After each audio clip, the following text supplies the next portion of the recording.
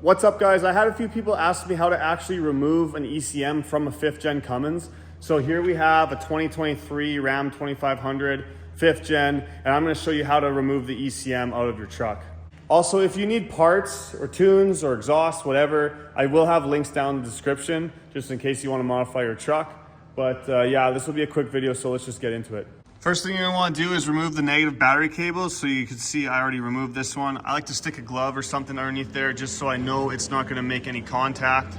And on the passenger side over here, this can kind of be a little bit of pain to get at. So I usually just take a wrench and get this 10 mil nut off and then just disconnect it right there. But yeah, you gotta disconnect the 2 negative battery cables. I'm gonna go ahead and remove this one now. And there you can see that one is disconnected. Again, I use the glove just so that we're making sure it's not making any contact that we don't want. Now I like to take the ECMs out from the top. Some guys say you can do it from the bottom, but I just found it was easier from the top. So what you're gonna wanna do first is you're gonna wanna remove, there's 4 bolts, 1, 2, 3, 4. Pull this dipstick, engine oil dipstick out, and then remove this cover. You can put the dipstick back in after. Once that cover is off, we're gonna take this crossover pipe off. So there's a V-band clamp here and a V-band clamp here. We're gonna loosen those up. You might need a little screwdriver to kind of just pop this off once it's loose. And then right down in here, kind of right under there, there's an 8mm bolt. We're also gonna have to remove that. And you'll probably want to unplug this sensor as well. You're gonna snap this little black cover off, and then there's a little tab you're gonna push in on the bottom and push the red tab up. And once the red tab has been pushed up, you can just unplug the sensor like normal. I'll see if I can get a better angle of it once we're at that point. All right, I'm just gonna set this off to the side right now. You can just grab a little upholstery tool and pop this out, pop this off of that stud too if you want. And then once you unplug it, you can get it right out of the way. So now these clips on here are stupid. I'm using a right angle pick. And I'm just gonna kind of get in here and just try to pry this one off just like that. And I don't know where it went, don't care, I'm not gonna be using it again. And then if you can see on the bottom here, try to zoom in a little bit here. On the bottom, there's that tab. We're gonna push that tab to the right and then up. And then when we do that, it's gonna click up. So let me try to show you that. I'm sorry, I tried to show you, but I couldn't. But yeah, you're gonna push that little bottom tab to the right, and then once it's to the right, you can push it up and it'll look like this. Now all you have to do is just push this back tab here and then unplug it, just like that. Usually you have to hold this down and pull it out, but yeah, that's how you unplug it. All right, now I just kind of pop this sensor off and I pop this off here. We're gonna unbolt this engine dipstick. Then I think there's 6 bolts, 1, 2. I believe this is one that goes all the way through as well to the head here. But yeah, there should be 6 bolts, 5 or 6 bolts that hold this to there. Unplug this sensor. There's a throttle valve here, which will unplug, but I might first loosen it up so I can maneuver it a bit so I can get at it better and then unplug it. And then yeah, there's another V-band clamp here, or not a V-band clamp, but a boot clamp, whatever you want to call it, band clamp. We're gonna loosen that off, pop this up, and yeah, the main goal is we want to get this whole entire intake elbow out, and that will open it up way more down there so we can get that ECM out. Again, with this is a sensor for your EGR valve here. You're gonna pop this red tab back, which I've already done, and then once you pop it back, then you can press down right here and you can pop it off. There's also this map sensor, which goes right there on the back of the intake elbow, which I forgot. Right now I'm loose here. You can see I can wiggle it around. I loosened up this band clamp, but it's still kind of being a pain in the butt. Doesn't want to release. So sometimes if you grab this kind of hose pick, get in there and just kind of free it up a little bit, then it makes it easier to come loose.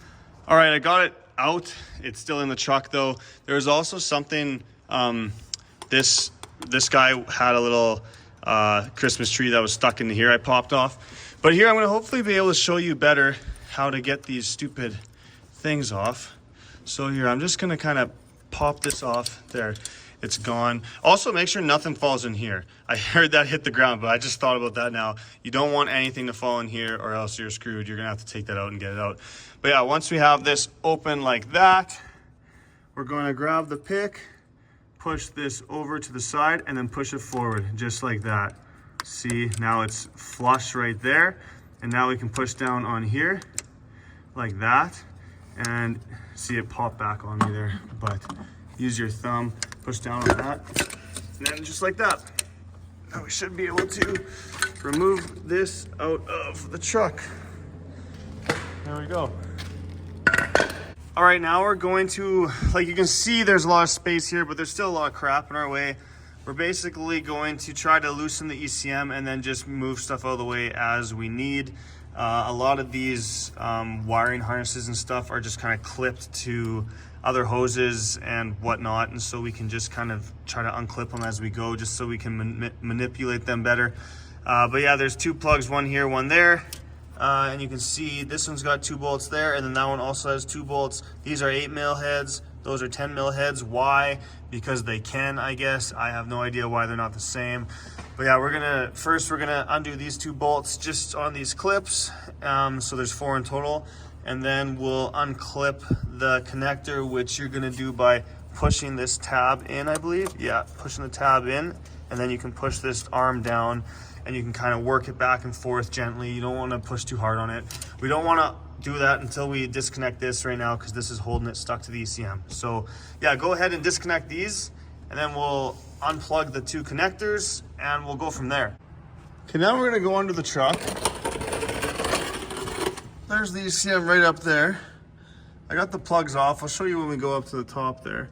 But you can see there's a bolt here and one above it. We'll get those 2 ones. Those are on the front side. We'll do those first. All right, now we're looking, here's your front drive shaft. We're looking towards the front of the truck. You can see there the one plug is disconnected. Oops, and right there is the bolt. You can see it. There you go. That's the bottom one. The top one we'll get from the engine bay up top. And they're also 10 millimeter heads. I forgot to mention that. All right, so we have the 2 bolts out on this side of the ECM, the bottom bolt out on the back side. There's just one more. I don't know if you can see it, but it's right back there. There's 4 bolts that hold the ECM on, easy. So I'm just gonna take that top one out from here. I'll just get a wrench in there or whatever, socket and a ratchet and get it out. And I kind of move this one plug up out of the way here. I'm not sure where I'm gonna put it once I start pulling the ECM. I might have to tuck it back in there. The other plug is just down here hanging out. So yeah, this is where it gets kind of fun and kind of tricky. Okay, so now the ECM is loose down here. See, I can just kind of move it around. I don't really know what I'm gonna do here. I've only done this once before in my own truck, so I'm just gonna try to get it out of here. First thing I think to make it a little bit easier is if you grab it here and you kind of just give it a 90-degree rotate. It's kind of really hard to do with one hand, but kind of like that. There we go. See, I just rotated 90 degrees, so now it's not so wide. I think I'm gonna try to tuck this plug back up in there, because we're gonna wanna bring it up underneath these fuel lines. We're gonna try to move this wiring harness off to the side. I also find that if you unplug this solenoid on your fuel pump, it gives you just a little bit extra room. So yeah, basically now it's a battle of being very gentle and trying to pull it out. Watch your power steering lines. You can kind of use a pry bar to bend them a little bit, but you want to be really careful with all this stuff. And like I said, if there's anything clipped to anything, you can just undo the clips for now so that it frees it up a little bit. But yeah, I'll try to manipulate this and get it out of here. And if I can stop along the way and show you what I'm doing, I will do that. Okay, this actually wasn't bad at all. Here, the ECM, I got it out. Definitely unplug this sensor here, because it is attached to this connector, so it makes you able to move the connector out more. But what I actually did was the ECM sits in the truck like this. And so the first time I rotated it like this, but now all of these raised parts were getting caught. So I rotated again like this, and then again like this. And then it was actually pretty easy to just pull out the ECM like this with all these higher parts on facing the back. It was just way easier, because these parts here wanted to catch on these power steering lines. But once I rotated it, actually, what would that be? 90, 80, 270 degrees. Then I was able to pull it out quite easily. So yeah, that's how you pull an ECM. And in case anyone was wondering, putting it back in is gonna be the exact same, just opposite. I'm not gonna bother showing that.